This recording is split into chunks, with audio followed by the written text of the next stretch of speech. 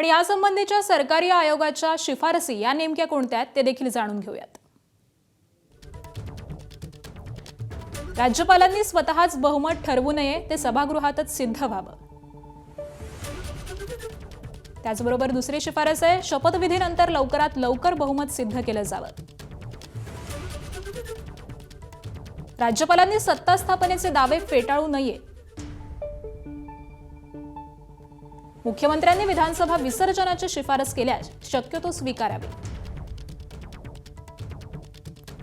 पर्यायी सरकार बनत असेल तर विसर्जनाची शिफारस नाकारून इतरांना संधी द्यावी। राष्ट्रपती राजवटीच्या शिफारसीपूर्वी सरकार स्थापनेच्या सर्व शक्यता तपासाव्यात। राष्ट्रपती राजवटीसाठी केवळ राजकीय अस्थिरता हे कारण पुरेसं नाही।